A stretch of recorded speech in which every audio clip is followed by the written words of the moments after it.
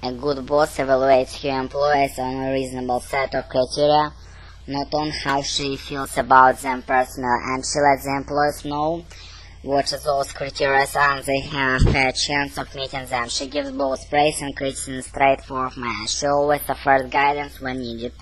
A poor supervisor will criticize without giving any suggestion on how to improve.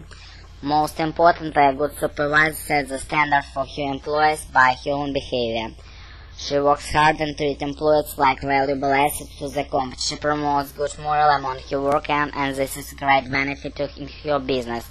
Should government spend more money on improving roads and highways, on improving public transportation? That seems to be a difficult problem, since many reasons should be involved. However, after carefully pondering it, I buttress the last one, spending the money on improving public transportation. The reasons presented are below.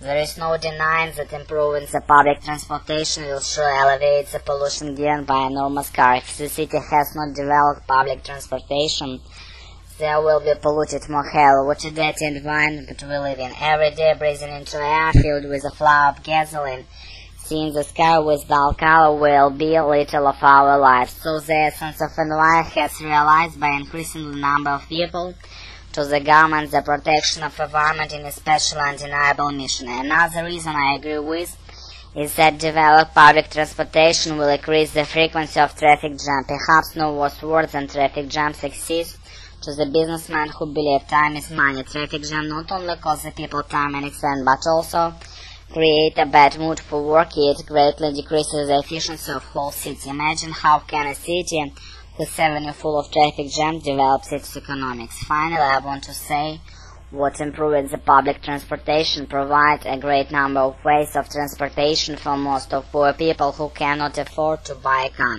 It's known that our citizens, not many of people who has the ability to own a car, but the very poor people who are also included. I believe that however the technology is improved, the public apparatus should not be ignored because it serves the people all over the city.